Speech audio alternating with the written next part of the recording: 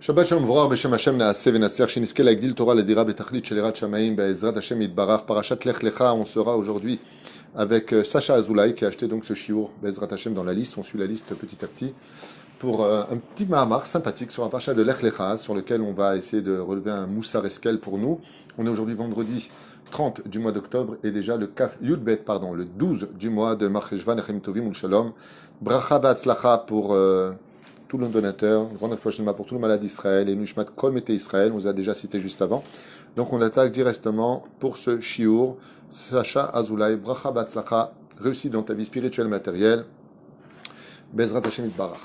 On prendra juste une petite keta, parce qu'il y a beaucoup d'épisodes dans cette paracha extraordinaire, celle de Lot et d'Avram. Vous savez que le Zohar HaKadosh nous dit Lot, c'est le Yetzer Hara, et que Dieu ne parlera pas avec Avram tant qu'il sera en compagnie de Lot. Des fois, quand on ne fréquente pas les bonnes personnes, eh bien, le mazal s'éloigne un petit peu de nous, la chance, la lumière de Dieu s'éloigne un peu de nous, parce que les gens qu'on fréquente ne sont pas spécialement des gens de bonnes personnes, de bonne compagnie. D'où le proverbe, mieux vaut vivre des fois seul que mal accompagné. Et c'est le cas de Bidiouk de Abraham qui est accompagné de son neveu, mais il ne peut pas non plus le laisser tomber. C'est son parent, son beau-frère, son neveu, comme on l'a vu hier. Et Lot est un personnage très ambigu, duquel il va se passer plusieurs choses. D'abord, on sait que c'est un personnage qui n'est pas de sadique. Et d'autre côté, on sait que c'est une personne qui va jouer un rôle extraordinaire dans l'histoire, puisqu'il va être le maillon d'un des parents du Melech HaMashiach. D'accord ? Par le biais de Ruth Amoravia qui descend de Lot. Vegam le Lot oler Avram ayatson ou bakar vaolim. Donc grâce, donc Lot, très très important à retenir que m'avait appris mon Rav. Lot, c'est un type commun, d'accord, fils d'Aran, mais il a compris une chose. Quand tu veux du mazal, par contre, accroche-toi à quelqu'un de bien qui a du mazal. Et comme Avram est accompagné de Dieu, il a du mazal dans ce qu'il fait, même s'il est mis à l'épreuve. Donc Avram devient riche grâce, Lot devient riche grâce à Avram. Donc, Vegam, mais aussi. Mais pourquoi il y a marqué Vegam? Gam en hébreu veut dire aussi. Le Chida Kadosh nous dit fais attention. Chaque fois que tu vois le mot Gam, c'est péjoratif. C'est pas positif. Comme on dit dans le chant Inne matov umanaim shebetachim Gam Yachad. Quand la famille se réunit, c'est bon, c'est agréable. Gam, il risque d'y avoir des disputes. Quand la famille s'est réunie, souvent, ça prend feu. Au début, on s'adore, comment ça va, je suis content de te voir. Après, ouais, tu te rappelles pas ce que tu avais dit, toi, et on se juge. D'accord? Gam, il dit, fais attention. C'est très agréable de réunir les familles, à la condition que vous soyez sur vos gardes, de ne pas vous disputer. C'est là. Gam, c'est négatif. Chez Abraham, la richesse a été positive, il a fait que des mitzvot avec.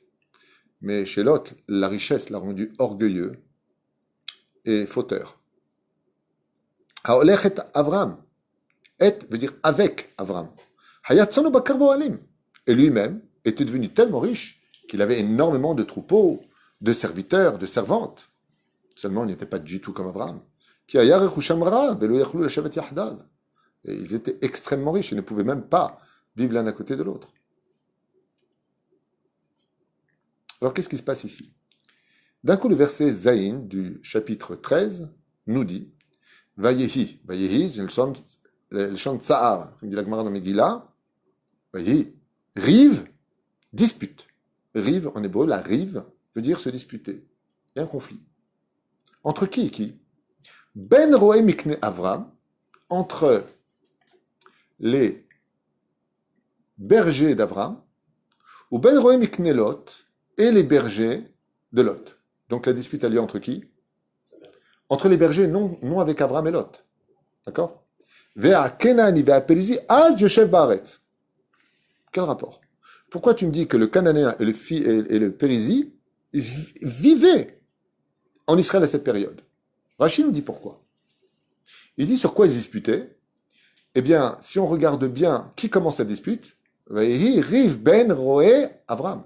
Ce sont les bergers d'Abraham qui sont rentrés en conflit avec les bergers de Lot. Pourquoi?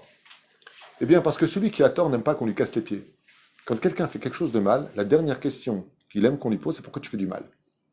Et quel mal faisaient les bergers de Lot? Ils avaient retiré les muselières de leurs milliers de troupeaux et ils se mirent à brouter l'herbe d'Eret Israël. Sur quelle logique? Vous voyez combien l'esprit de l'homme peut être tordu. en disant, eh bien écoute, c'est simple, nous on a entendu que Dieu a donné la terre à Abraham, Abraham n'a pas d'enfant, le seul héritier c'est Lot, la preuve en est, il le prend comme un fils. Donc, puisque Dieu a donné la terre à Abraham, et que le seul héritier c'est Lot, eh bien je me sers avant l'heure. Waouh! Et les bergers d'Abraham, qui veulent ressembler à leur maître, disent, vous êtes des voleurs. Et la Torah vient confirmer que les Rohim, les bergers d'Abraham ont raison. Pourquoi tu as besoin de me dire que le Cananéen et le Phérézien, ils vivaient sur la terre d'Eretz Israël, à Pérésie, ils vivaient là-bas, pour te dire qu'il y a encore des propriétaires. N'est pas venu encore le moment de posséder Eretz Israël. Et à quel moment, Béhémet, ce sera le moment? Yoshua bin Nun. Mais là, on n'y est pas encore, donc vous êtes des voleurs. Réaction d'Abraham. Vayomer Abraham. El Lot. Il vient vers Lot. Abraham le grand, celui qui a rendu riche Lot, c'est lui qui vient le voir. Alzé Nehemar, comme pour Aaron, Oev Shalom, Verodev Shalom. Quand tu es un grand dans ta vie, que tu es quelqu'un de noble, pour le Shalom, c'est lui qui fait le pas. Normalement, c'est Lot qui aurait dû venir le voir. Le petit vient voir le grand. Mais Abraham nous donne une leçon de morale pour le Shalom. Vayomer Abraham El Lot. Abraham vint vers Lot et qu'est-ce qu'il lui a dit? Alna, de grâce. Quel homme, comment il lui parle. Au lieu de lui mettre 2 claques dans la tronche, il lui dit de grâce. Écoute. Tei Meriva. Alna Tei Meriva, pardon. De grâce qu'il n'y ait pas de dispute entre nous. Ok. Beni ou Bencha. Entre toi et moi. Ou Ben Ro'ai ou Ben Ro'echa. Entre mes bergers et tes bergers. Car nous sommes d'une même famille. Pourquoi nous disputer? C'est vrai, il y a un problème dans les mots employés ici. Quand on regarde ce qu'il y a marqué dans le texte, il y a marqué rive au singulier, dispute sans S. Et quand Abraham parle, qu'est-ce qu'il dit? Meriva. Donc là, c'est au singulier masculin. Et là, on est tombé dans quoi? Féminin. Qui est capable d'engendrer dans ce monde? L'homme ou la femme? La femme. La dispute a commencé à prendre comme un tout petit feu. Rive. Les bergers d'Abraham ont vu que les bergers de Lot laissaient brouter et leur disaient ce que vous faites est interdit. Comme Lot ressemble comme 2 gouttes d'eau à Abraham, ils vont croire qu'Abraham est un voleur. Et il n'y a pas pire au monde que d'avoir le titre d'un voleur. Chez Mishmor, comme je dis souvent aux gens qui viennent me voir, un bon nom n'a pas de prix. Mieux vaut des fois, pour garder un bon nom, perdre, que de vouloir gagner d'avoir un mauvais nom. Chas v'shalom. Souvent, quand tu te disputes avec quelqu'un et que tu gagnes dans tes arguments, demande-lui bien s'il est d'accord. Qu'il ne sort pas en disant, attention, il m'a embrouillé celui-là. Il va te faire un mauvais nom. Qu'est-ce qu'il lui dit? Il lui dit au début, regarde, je viens te voir parce qu'il y a un feu qui est en train de s'allumer. Rien, une petite allumette. Ça arrive que des bergers se disputent entre eux. C'est des ouvriers entre eux, Ça arrive. Il dit oui, ça arrive. Le problème d'une dispute, c'est que quand elle rencontre l'autre dispute, ensemble ils font des enfants. Meriva. D'un coup, le mot employé par Abraham dans sa crainte, c'est qu'il dit j'ai peur que de cette dispute, on en vienne à d'autres disputes. Qu'est-ce que ça vient nous enseigner? 3 choses que je vous demande de retenir au propos de justement des disputes. La dispute est quelque chose de légitime. On a le droit de ne pas être d'accord avec l'autre. Le Talmud est rempli de disputes. On a le droit d'argumenter, on a le droit de dire excuse-moi, ce que tu as fait, c'est pas bien. Il y a un beddin pour ça. Quand une personne est en conflit avec une autre personne, allez au beddin. Ils vont vous dire qui a raison. Quand je suis en train d'étudier avec une chavruta et qu'il n'est pas d'accord avec moi, ben heureusement, on va se disputer, je vais lui prouver. Non, mais putain, tu dis n'importe quoi, voilà, c'est marqué comme ça, comment tu prouvais? Parle. La dispute n'est pas interdite. Ce qui est interdit, c'est les méribotes. Mériva. Et c'est ce que nous dit le texte. Abraham, il a peur d'une chose. La première règle. Quand tu te disputes avec une personne, comme dans un couple, on peut se disputer dans la chambre, tranquillement, sans manquer de respect, sans élever le ton, sans insulter, sans maudire. On peut très bien dire, chérie, je suis pas d'accord. Je suis pas d'accord avec ta façon de faire, je suis pas d'accord comment tu parles avec quelqu'un au téléphone pendant des heures, je n'accepte pas. On a le droit, il faut mettre aussi les points sur les i dans la vie. Et c'est pareil pour le sens contraire, avec respect, j'insiste, et le ton qu'il faut pour construire et pas détruire l'autre. Première règle, veille bien à ce que cette dispute n'engendre pas une autre dispute. Ça veut dire quoi? Ben regarde chérie, t'as vu, je t'avais dit, ah, tu m'écoutes pas, il y en a marre, je suis pas d'accord avec toi, de toute façon t'es comme ta mère. Pop, tu viens d'engendrer une autre chose. Pourquoi tu parles de sa mère? Pourquoi tu fais du lachon hara et du moti shemra sur sa mère? Quel rapport? Pourquoi tu mêles sa famille à votre dispute à vous pour une histoire de chaussettes qui était par terre ou un truc stupide? Pourquoi tu allumes un feu qui n'avait pas lieu? Va à la Torah, elle t'apprend. Avram, de quoi il a peur? Il dit, tant qu'il y a une dispute entre nos bergers, choum, pas de problème. Ça arrive les disputes. Il a dit, ouais, mais regarde, on est quand même les héritiers, où tu veux qu'on les mette brouter? Il y a Tsar Baléchaïm, nos animaux ont faim, on est trop nombreux. Allez, parle, la malo. On a le droit de pas être d'accord. Mais on n'a pas le droit, de là, de commencer des amalgames, de commencer à salir les autres, d'éclabousser les autres. Qui t'a dit de le faire? Première règle de la vie. Quand tu allumes une allumette parce que ça va pas, n'en fais pas un feu de forêt. Abraham. Il lui dit, oh, n'oublie pas qu'on est une famille. Et c'est un message universel. Quand tu parles mal à ta femme, ou que ta femme te parle mal, t'as oublié que vous êtes la même famille? C'est comme la main droite qui a une blessure. La main gauche, il dit quoi? Tu me fais mal? Tac, je te frappe. Mais c'était stupide. C'est relié au même cerveau, on est une même famille, il lui dit. Pourquoi? Parce que là, tu lui as dit, mais Abraham, t'es stérile. De quel rapport? Pourquoi maintenant tu mêles ma stérilité et celle de ma femme à une dispute des bergers? Pourquoi tu me mêles à cela? Mais Riva Beni ou Vencha, il est en train de lui dire. Cette dispute maintenant est en train de nous atteindre à nous. J'ai fait de toi un patron, lui dit Abraham. Je t'ai élevé. Je t'ai donné à manger parce que ton père, mon frère, est décédé, Haran. Et toi, qu'est-ce que tu fais? Tu es en train de me dire en face, de toute façon, tu n'as pas d'héritage, quoi? Tu veux l'héritage avant la mort? Dans le judaïsme, on donne son héritage avant la mort. Hein. Attention, ça n'a rien à voir avec le sujet. Donc, quand on est un Ben Torah Amiti, on n'attend pas d'être dans la tombe pour voir le bonheur de ses enfants. On essaie justement d'être vivant pour voir comment ils vont diriger cet argent dans la Sitra d'Ekdusha et les voir heureux dans leur vie. On n'a pas besoin de se cacher dans la tombe pour dire « Quand je mourrai, vous allez tout prendre. » Il faut être presque rachat dans le judaïsme pour faire une chose pareille. Tu n'as pas envie de voir le bonheur de ta descendance? C'est un peu l'histoire d'un mec qui m'a raconté que son père était très riche. Et lui, il crevait de faim. C'est ça? Et grâce à Dieu, il a eu un coup de mazal extraordinaire. Il est devenu très riche. Son père est mort. Il a hérité. Qu'est-ce qu'il a fait? Il était tellement dégoûté qu'il a donné tout l'argent. Il a donné à...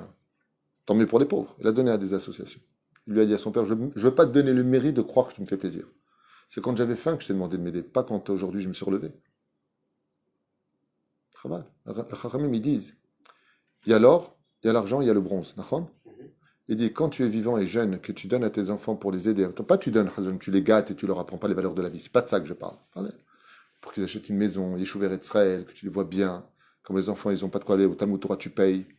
Paye, t'as de l'argent, paye. Paye pour ta descendance. Arrête le réussite, c'est la tienne. C'est dans la Torah. Et celui qui attend d'être mon fils, je vais te donner. Lui ressemble plus à de l'or, lui ressemble à de l'argent. Et le bronze, c'est quand la personne attend de mourir, et là il commence à donner. Pas de ça dont on parle. Abraham, il lui dit, mais il n'y a pas de problème. Mais en attendant, il y a une chose que tu ne sais pas. Je ne suis pas encore le propriétaire de cette terre. Et on le voit dans la parachat Rei Sarah. Voyez-moi comme un étranger. Il leur dit, je paye Marat Marpella. Je paye, je suis encore un étranger parmi vous. Car n'est pas venu encore le moment d'être. Première règle. Quand tu te disputes avec une personne, ouais, ne commence pas à mêler les autres. La deuxième chose qu'on apprend, c'est que quand deux personnes se disputent et que tu viens régler le problème pour arrêter cette dispute, ne te dispute pas toi et moi, c'est ce que dit Abraham, béni ou venra. Avec qui s'est disputé, nous dit la Torah ici? C'est les bergers. Souvent, des fois, tu vois deux mecs qui se battent, ouais. Tu viens pour les séparer, pour qu'ils arrêtent de se battre. Et maintenant, c'est devenu ta bagarre, ils se battent contre toi. C'est stupide. Arrête, qu'est-ce que t'es venu faire, toi? T'es venu arrêter une dispute. Et il met Lot en garde. Il lui dit, attention, Lot, Al-Nati Meriva béni ou vencha. Mais c'était pas marqué entre toi, c'est marqué dans la Torah, Ben Roé, Avram, les Roé Lot. Deuxième règle à retenir. Des fois, tes enfants, ils se disputent. Ton fils se dispute avec ta fille. Les parents vont se réunir pour essayer de trouver une solution. Et d'un coup, qu'est-ce qui se passe? C'est le père et la mère qui se disputent. C'est la mise en garde de cette paracha extraordinaire. Ah, Baba, la dispute, pourquoi vous disputez? Harry, vous êtes venu pourquoi? Pour le shalom. Et là, qu'est-ce que vous avez fait? Leur dispute est devenue votre dispute. Oui, mais c'est vrai qu'ils se battaient pour l'intérêt de leur patron. Mais Avram, il le met en garde. Il regarde. Il y a un conflit entre nous, nos ouvriers à nous, nos bergers. Viens, on essaie de régler le problème. Mais qu'on n'en fasse pas notre problème à nous personnels. Moi, j'ai rien contre toi, lui dit Avram à Lot. Et on essaie de trouver une solution, construction du shalom, d'une dispute, pour savoir si Bémet, on peut ou pas y arriver. Troisième condition de la dispute, eh bien, on le voit ici. Regardez la suite du texte. Alokol aretz lefanecha ipared name alai. Troisième dispute, la troisième solution de la dispute, si on voit qu'on ne peut pas trouver de solution, parce que Lot reste sur ses positions. C'est-à-dire qu'Avram lui dit, fais attention, ce que tu fais, c'est du gazelle, tu voles. C'est pas notre territoire pour l'instant. Attends. Viendra un moment où Dieu donnera l'ordre en disant, maintenant, je vous donne la terre. Il me l'a promis, il ne me l'a pas encore donné. Lecha etenena. Je te la donnerai. Je ne l'ai pas encore donné. Là, tu lui dis, oui, mais bon, pas besoin d'attendre, puisque de toute façon, c'est pour nous. Alors, sers-toi dès maintenant. Alors, il lui répond la troisième solution. Alokol arrête, tu sais, la terre, elle est grande. Lefanecha. Regardez la grandeur d'Abraham. Lot n'a aucun héritage sur la terre d'Eretzrel. Rien. Il n'y a rien qui lui a été promis. Dieu n'aime pas Lot. Pour l'instant. Jusqu'au jour où il le sauvera à Sodome et Gomorrhe par Shad Vayera. Pourquoi? Parce que quand il était chez Pharaon, il n'a pas dit c'est pas vrai, c'est pas sa sœur, c'est sa femme. Comme il s'est tué, il a gagné le mérite. Celui qui ne parle pas dans ce monde, il a plus de mérite que celui qui parle tout le temps. C'est pour ça qu'il sera sauvé pour l'histoire de Sodome et Gomorrhe. Lot. Mais qu'est-ce qu'on voit ici? Troisième solution. Regarde. Pourquoi tu veux qu'on se prenne la tête? La terre, elle est grande. Tu penses que tu es un héritier? C'est Dieu. Moi, je ne veux pas me mettre en... Il paraît de Namé Alaï. Bien, on se sépare. Dans l'amitié et dans l'amour. Et on le voit, puisqu'après, il va venir le sauver. Ils ne sont pas fâchés. Mais puisque je vois des fois comme deux associés, ça ne le fait plus. Ça commence à prendre une très mauvaise tournure. Il paraît de Namé Alaï. C'est aussi une solution. On peut très bien s'éloigner. Ima semol ve'emina. Ve'ima yamin vasmeila. Je vais à droite, je vais à gauche, je vais à gauche, je vais à droite. La terre, elle est grande, pourquoi tu veux disputer? Des fois, dans la vie, dans un conflit, quand on ne trouve pas de solution, alors que chacun reste à sa place, pas de problème, juste qu'on ne reste pas fâché. Kormevi Avraham Avinu, dans 3 psukim Bessachakot de la Torah, comment faire très attention quand un conflit peut exploser, provoquer la haine, la guerre, jusqu'au meurtre, que ce soit par le Lachon Hara, le Motzi Shemra, au pire, le meurtre réel. 3 solutions à ne pas oublier, qu'on vient d'expliquer en quelques instants à travers une extraordinaire psychologie que nous apprend la Torah. Des fois dans la vie, si vraiment on n'y arrive pas, alors chacun sa place. Shabbat Shalom.